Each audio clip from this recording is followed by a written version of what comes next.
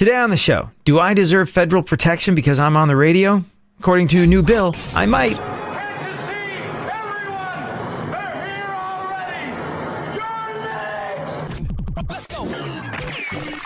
Welcome to the future, where the glass is half full and you'll need new glasses, where you'll be jumping from conclusions. The past is annulled, and a new future is born. Never before in history has so much meant so little to so many. AD on the radio.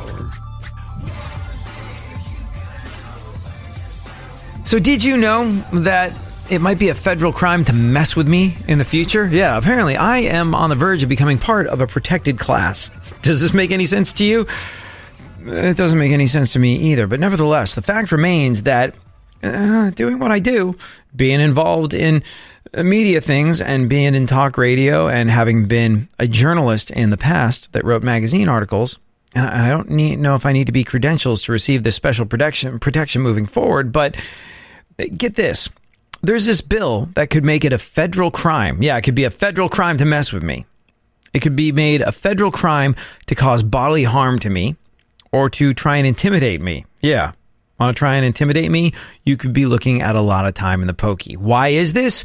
Well, here's the thing. Democrats have unveiled this bill that would make it, like I said, a federal crime to cause bodily harm to a journalist or to intimidate journalists and to attempt to stop them from gathering information for a news report.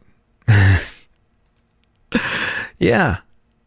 Now, look, there's a lot of people that will tell you this is a great idea because journalism is an integral part of our political process. The media, journalists, news folks, well, this is part of our society working the way it does. But let's get a little deeper into this, shall we? Because I'm curious to know, should I be protected? And the reason I'm using myself as an example is because I'm literally in the same game as the folks that this bill would protect. It might not seem like it, especially if you hear me on one of my music shows. If you hear me on a rock station talking in and out of Tool and Metallica, it doesn't necessarily seem like I'm that guy that should be getting federal protection, does it? If I'm making boob and fart jokes and the occasional off-color remark about yo mama, it doesn't seem like I deserve federal journalistic protection. But I'm in the same game as these people that are so-called news journalists. I'm in the same game of getting ratings, being compelling, creating entertainment.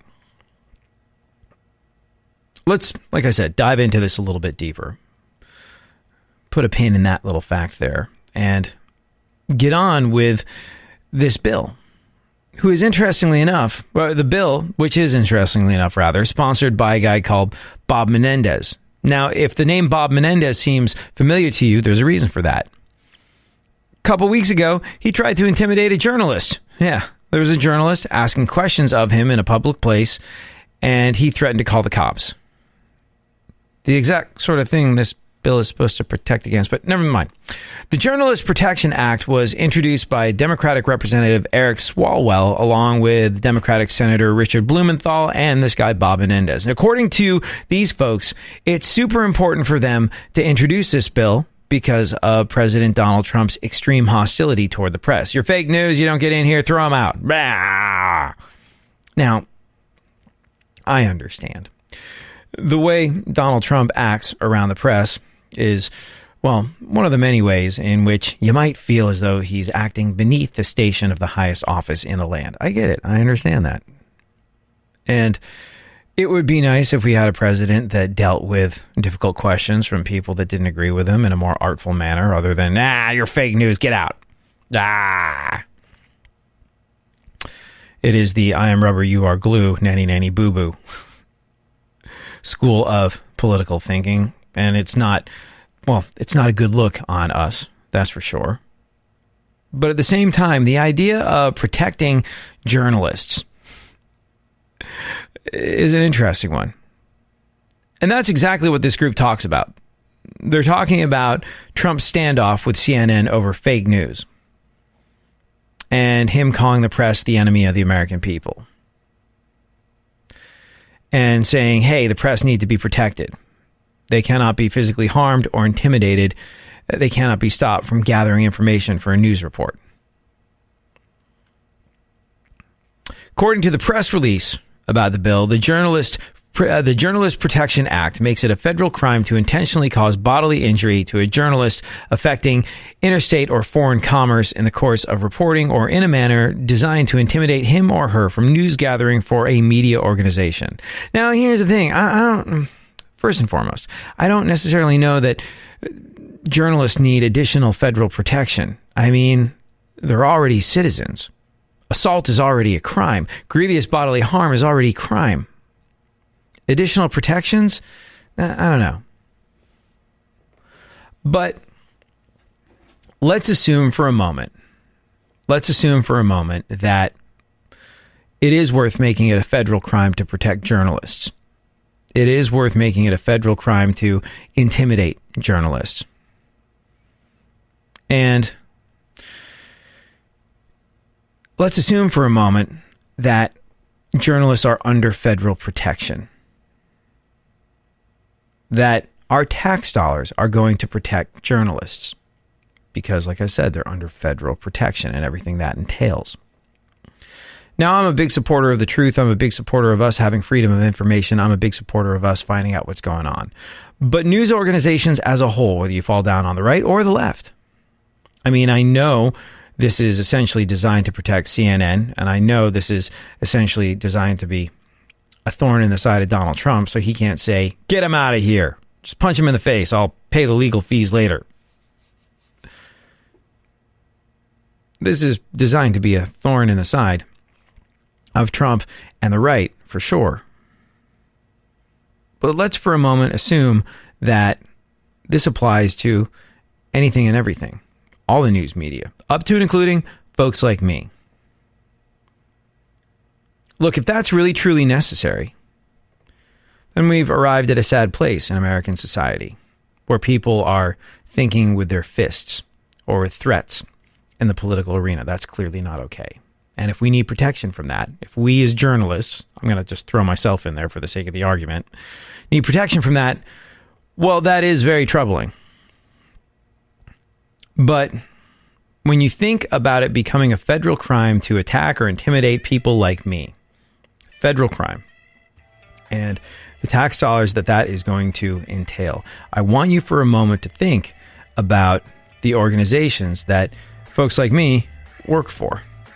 It's a fascinating one. Curious to know if you think it's necessary. We'll get into it next.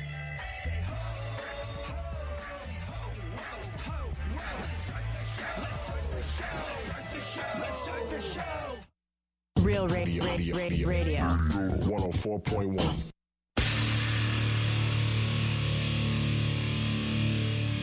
Where the left and right come together for fundamental truths. AD on the radio, on Twitter at ADSXE. So like you and I were saying, there's this idea that I should be federally protected. Me, AD, on your radio. Why? Well, because I'm a journalist. I'm a member of the press. And I don't know at what point you draw a line saying this guy isn't eligible for federal protection because he's on a radio station that plays Metallica versus this guy works for CNN. I don't know if there is a line drawn in this bill that proposes federal protection for journalists. And that's not really the issue I have with it. The issue I have with it is, well, think about what federal protection means. Now, obviously, this whole thing is designed to be a thorn in the side of Donald Trump and him being able to throw CNN out of his press conferences and out of his rallies and say, you're fake news, get out. Somebody just punch him. I'll take care of the legal bills. Get him out of here. You're fake news. Bye.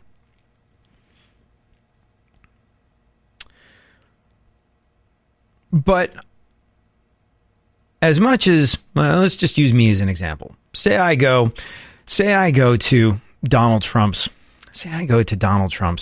or any politician's rally.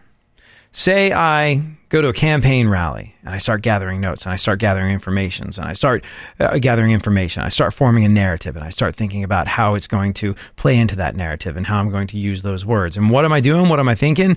I am thinking that I'm going to write a big story and a lot of people are going to read it, or a lot of people are going to hear it on the radio, or a lot of people are going to watch it on TV. And that's going to translate into a bonus for me because, well, I hit some digital numbers. We have those in the media. If I get a certain number of hits on my blogs, I get extra money. I'll be transparent with you.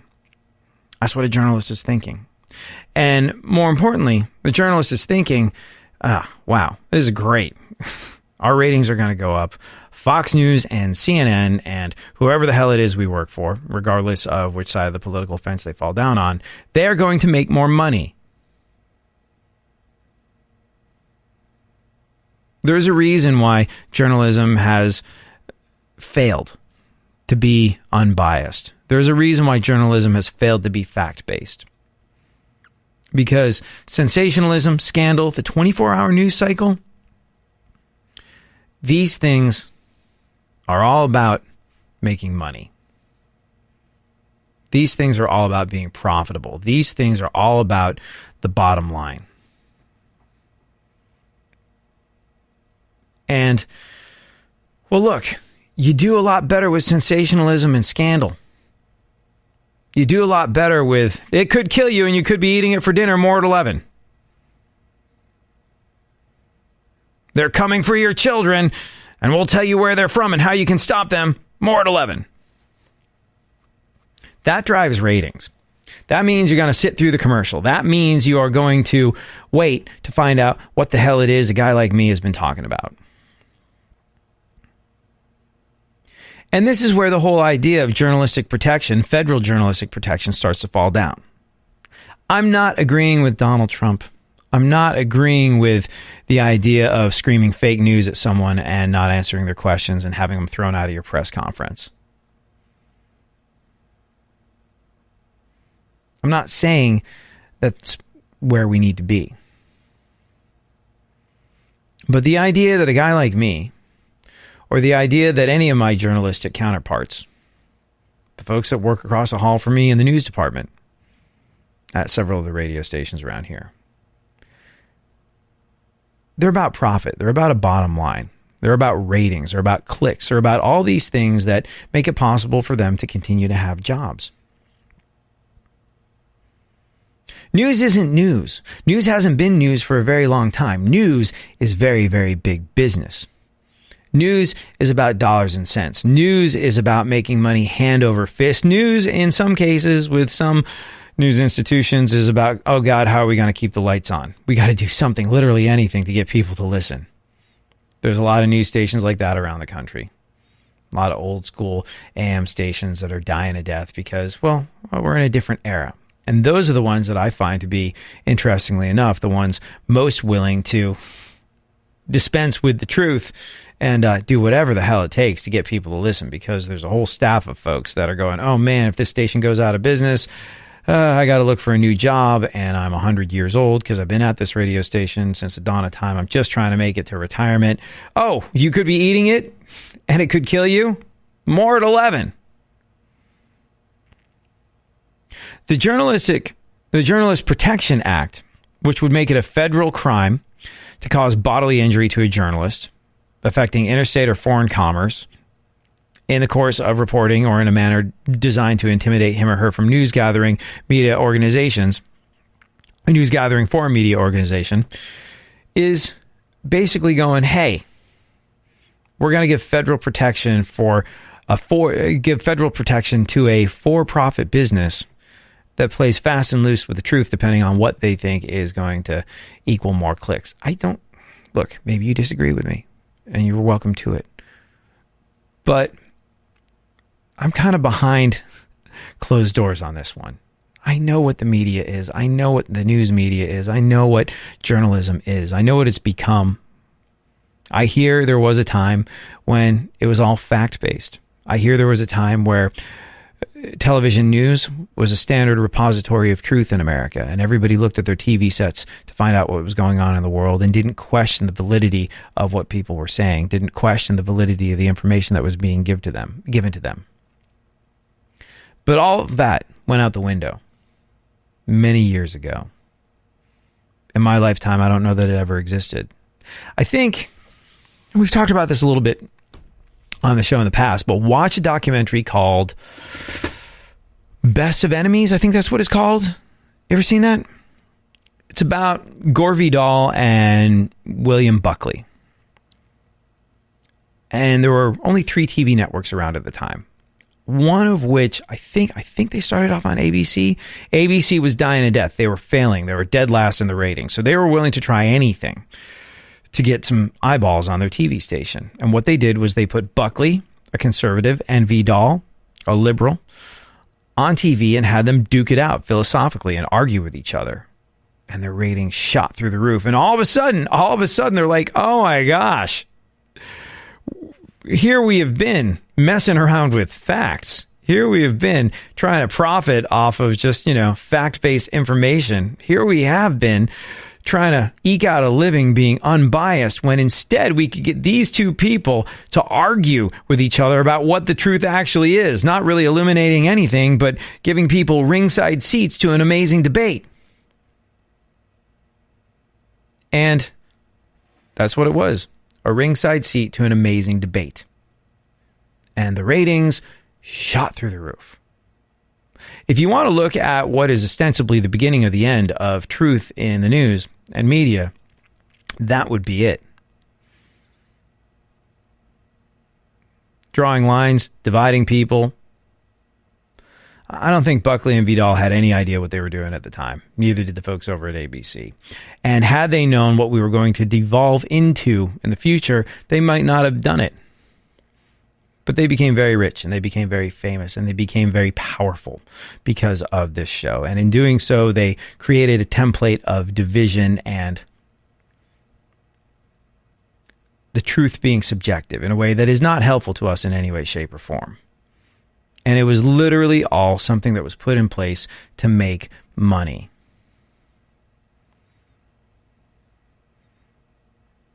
Now, when you hear of journalists being intimidated at political rallies, there's no fun. It's no good. It's not the right thing to do. But if news organizations are to deserve federal protection, then we, and for the sake of an argument, I'm lumping myself in with all these folks, we need to do a better job at seeking out the truth and making our priority giving the American public the truth, not a narrative that's going to make our bosses bigger bonus checks.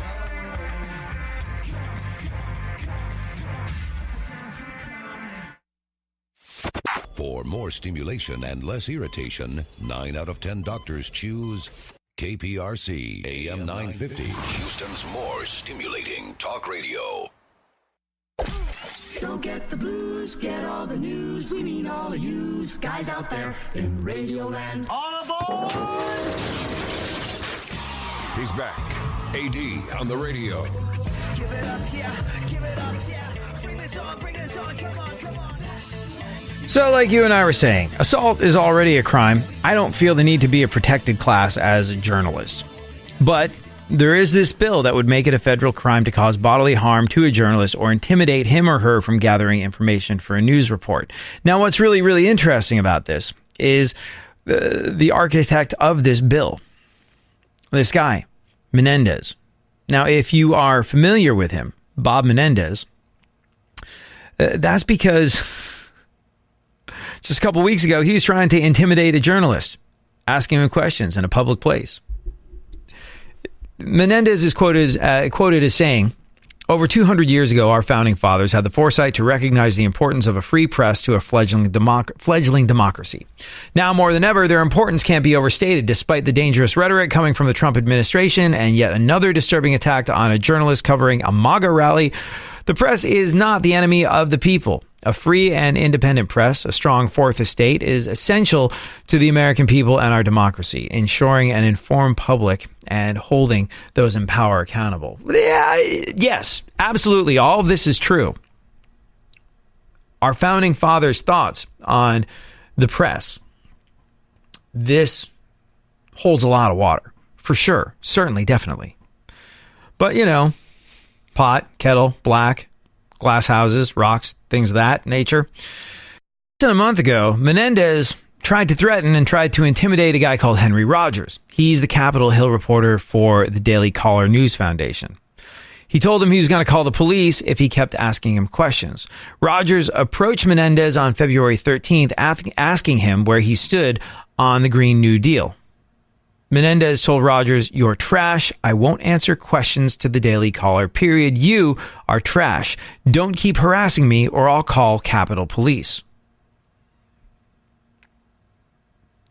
If you're going to introduce this kind of bill, you got to be willing to take the rough with the smooth.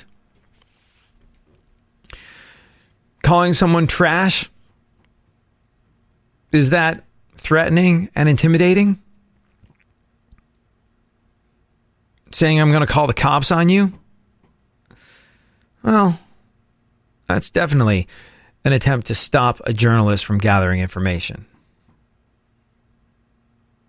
You ask a politician where he stands on the Green New Deal, the politician can say no comment if he doesn't want to talk to you. The politician got into public service. The politician takes money out of our paychecks every single month in the form of tax dollars, because this is exactly the sort of thing they're supposed to be subject to. This is exactly the sort of thing that the bill is trying to protect. The right of a journalist, whether or not you agree with them, whether or not you agree with the slant of their organization, to ask you questions. Now, I think that politicians in general need to be accountable at all times. Politicians in general need to answer the questions we have for them. I cannot think of another instance where the person who cuts checks, i.e. us, isn't allowed to get our employees, the people that we pay, i.e. the politicians, into our office and have our questions answered. When my boss says, "Hey, AD, I need to see you in my office at 11. We need to go over some stuff." You know what I do? I show up. Why? Well, first and foremost, because it's part of my job. But ultimately, at the core of all this is the fact that my boss is responsible for me receiving a paycheck. So I do what I'm told to do as part of my job. Politics is the exact opposite. We pay them, and then we have to ask their permission to get an audience with them on their timetable. Never understood it, never will. Makes no sense. So if you walk up to a politician in the street, I honestly believe that, and look, obviously this is not going to be completely realistic at all times, but I honestly believe that you have the right to say to him, "Hey, I pay taxes, and I have some questions about some stuff that concerns you and you representing me, one of the tax-paying public." And politicians should go, "Right, gotcha, absolutely. How can I help you? You pay my paycheck. The roof over my head, the food I put on the table for my family, that all comes from you, so why not? How can I help you?" See if we can come up with an answer to this question that you've got. That's how it should be. Of course, it's not in the world of politics. In the world of politics, we hand them our hard-earned money, and they go, "Maybe at some point we'll make an appointment to be in your presence, and you can possibly ask me a question. But if I don't like the question, I'm going to have you thrown out of my rally." And that's the same for politicians on the left and the right. It's weird. Don't understand it. Makes no sense. Never has, never will. But a guy like Menendez, like I said, pot, kettle, black. People that live in glass houses should not be throwing the rocks and things of that nature. If you're going to make it a federal crime to try and intimidate a journalist, you shouldn't do that a couple weeks after threatening and intimidating a journalist, or at least trying to. yelling, "You're trash. I won't answer questions to the Daily Caller, period. You're trash. Don't keep harassing me or I'll call the Capitol Police." Now, the guy who was on the receiving end of all that said, if Senator Menendez is so interested in protecting the rights of journalists, why did he threaten to call the police on me just a month ago for asking a simple question about the Green New Deal? He called my organization trash. And you know what? If you want to call an organization, a news organization, trash, it's a free country. You have the right to do that. And a politician, I suppose, has the right to say, no, thank you. I don't. Not prepared to answer your questions right now. This is not a thing that we're going to be doing. But, like I said, if you want to federally protect journalists, you're going to have to give up one of your favorite pastimes, which is apparently screaming at them. Go figure. And I keep coming back to the fact that this is just not necessary. It's not a thing that we have to do. Knowing what I know about the people I work with, knowing what I know about news organizations, knowing what I know about folks that are, well, like this dude, Rogers, that worked for the Daily Caller.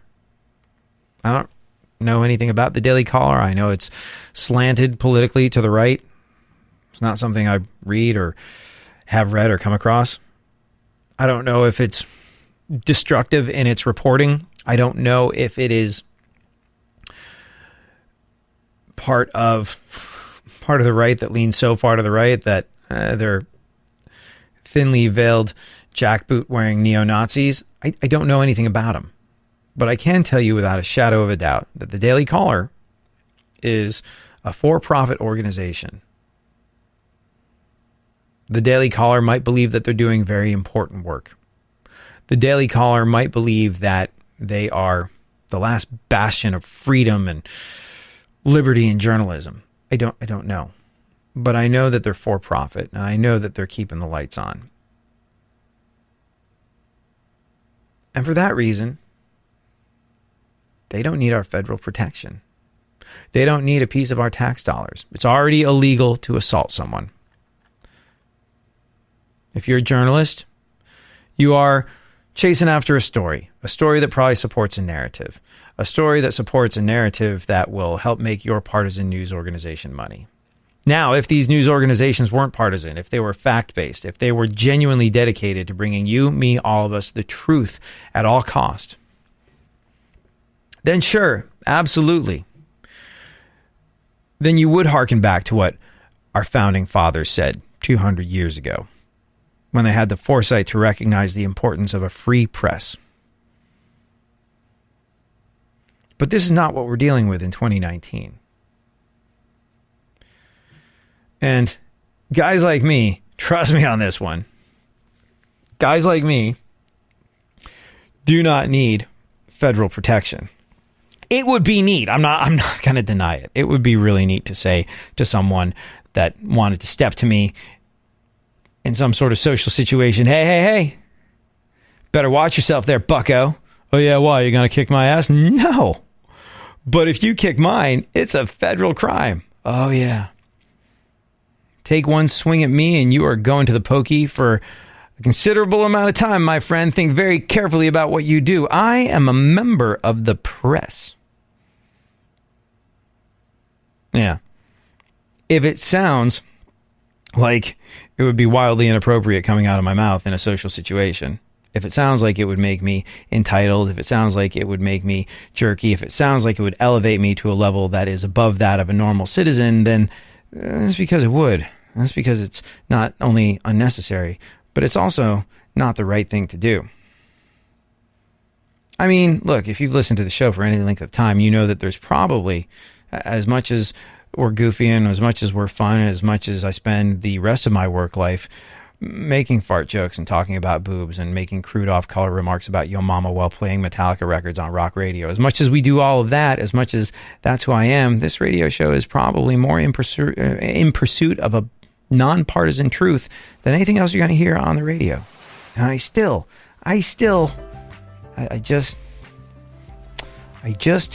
don't feel that entitled. Go figure. you just know you're done. You're longing for that shining sun. You walk these streets most every day. You're waiting to get washed away.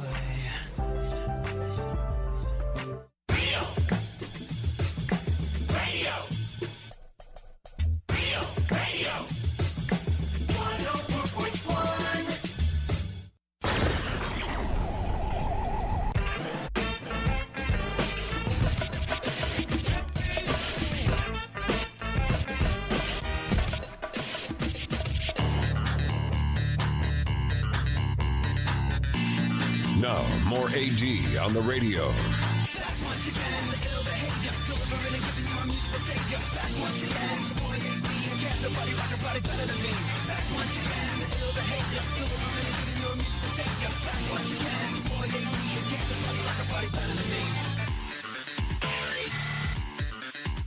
You and I will discuss the events of today in our segment My Witness News in just a little bit. Right now, though, let me ask you this. When you see one of those moving walkway things or an escalator or something like that, what do? Do you stand on it or do you walk on it? Here's the thing. The very first time I stepped on one of those as a kid, I kept walking and I was thrilled. I was freaking stoked. I was like, oh my gosh, I am moving so fast. Like I'm moving, the floor is moving, and I'm going to get where I'm going an awful lot sooner. And it was a giant bummer to me when it came to the end and I had to walk normal speed again. But ever since then, whenever I get a chance, I get on one of those and I walk. I'm thrilled with the speed. And then my mind goes to the idea that I'm going to get to my destination sooner. And okay, maybe that's just an airport terminal, but I'm going to have more time to charge my phone, more time to read, more time to relax, more time to do whatever I got to do. Anything that saves me time, puts me ahead in the game of life is something I'm a huge fan of. So the moment I get a chance to get on an escalator or the moment I get a chance to get on a moving walkway, I move. I continue moving. I take the brief advantage of being able to get through life in a little bit quicker and more expedient manner. And whenever I see people standing still on them, I'm like, I don't understand you. That was until Jim Gaffigan made me think that maybe I was missing something. I just prefer the easy way in life. I do. I see an escalator, I get excited. I'm like, sweet, all I gotta do is keep my balance. People look so bored on escalators. They're always like, you should be like, I'm going upstairs and I'm moving my legs. I like to pretend I'm in charge of the escalator, turn to the people behind me, you guys follow me. Stand there, keep that pace. You ever been on an escalator and someone starts walking up behind you? Like, settle down, weirdo.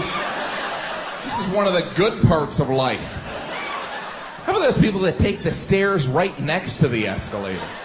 What are you, drunk? This thing's free. You don't need a ticket. They're always like, I'm taking the stairs because I'm watching my cholesterol. And then halfway up, they always have that look in their eyes. I've made an enormous mistake. These stairs are hard. You know, it is funny, though. I take the elevator at work. And I do that for one reason and one reason only. Asthma. And it's not like I'm incapable of walking a flight of steps. I can still do that. I can still run. I can still get on the treadmill. I can still do all that stuff. I don't have asthma to the point where it's debilitating. But if I walk up a flight of steps, I am out of breath for a long time. And the only reason I ever go from the downstairs studio area of where I work to the upstairs sales management part of the building is because, well, I got to talk to someone. And I don't want to be all huffing and puffing through my conversation. So much older people than me see me getting in the elevator. They're like, what are you doing? You're too young. Take the stairs. You're on your way to diabetes. And I don't bother explaining to them. But there are instances, few and far between, where I opt for the elevator or the escalator as opposed to the stairs. The escalator definitely makes you look down on stairs. You're nothing more than an organized hill. The only thing worse than walking upstairs is walking up an escalator that's not working. What's the point? It's like having a dead butler. We all look so confused when we encounter the escalator that's not working. How am I supposed to get up there? I'm trapped! Help! Help! I don't like it when they separate the up and the down escalator. They do that in malls. You're like, well, here's the down escalator. Where's the up? Oh, that's conveniently located a mile away. Did you bring a canoe? Because there's a river. It's also amazing, after all our technological advancements, we still can't get the escalator handrail to go the same speed as the escalator. Looks like my hand's gonna get up there before me. See you up there, hand! I'd wave, I don't have a hand. So, a lot of the things that Lori Loughlin and Felicity Huffman have said in the past are starting to look more and more ridiculous in light of what's been going on over the last couple of days, especially this gem from an interview not that long ago in 2017 where Lori Loughlin said she doesn't believe in pushing her kids to get A's because in life, doing your best is good enough. You know what I don't ever do? I never push my kids to. I always say do the best you can. I was never that kid. My husband too, their dad. We were never like at school, you got to get straight A's. We were never those parents. We were always like, you know what? Give it your all. Do the best you can. Because in life, if you give it your all and you do the best you can, that's it. That's all you can do. And that's enough, in my opinion. Especially with kids, I think we put so much pressure and stress on them. A lot of it is unnecessary. Well, a lot of people are calling her out for the hypocrisy of stuff like that, but maybe she meant every word of it. You did your best. That's fine. Dad and I are going to buy your way into an Ivy League school anyway. I mean, you tried, and that's all that matters. And sure, you fell a little short of the mark, but we've got a lot of money, so things are going to be just fine. Reading between the lines, she could have been absolutely sincere about a kid's best being good enough. What she neglected to say was, well, where they fell short, they were going to fill in the necessary gap. As expected, Lori Loughlin returned to the U.S. the other day and surrendered to authorities. It's kind of an interesting one because, well, when this all went down, she was out of the country, and a lot of people thought that she was going to flee. She was never coming back to America. She was going to be on the lam, I tell you, the lam. But she came back, and she surrendered. I think she even brought John Stamos with her, so he could ask the feds to have mercy. No, I kid. She was released on a $1 million bond, just like her husband. Unlike Felicity Huffman, she gets to keep her passport because she's working on a project in Canada. While Lori was being charged with breaking the law to get her daughters into USC, guess where one of those daughters was? On a yacht, belonging to the chairman of USC's board of directors.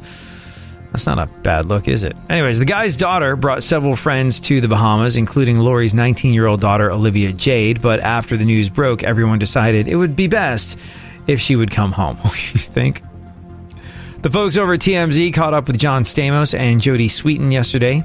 They both declined to comment, and this is a fascinating little tidbit, and I'm sure there's going to be a lot more of these as time wears on. The guy who ran that scam actually made a video pitching a reality show about his work, life coaching families and helping to get their kids into college. Yeah. He wanted to pitch a reality show where he would life coach families and help them get their kids into college. As opposed to installing fake proctors that would help kids cheat or just straight up bribing admissions people at colleges. The video was made in 2010, a year before he allegedly started his racket. He also posted some videos on YouTube in 2013, which are quite a fetching viewing if you want to check them out. Anyways, the big college admission scandal is all over the news right now. So, suck on this, Felicity Huffman. Did you see that a 17-year-old kid in Jersey City, New Jersey, just got accepted into 17 different colleges?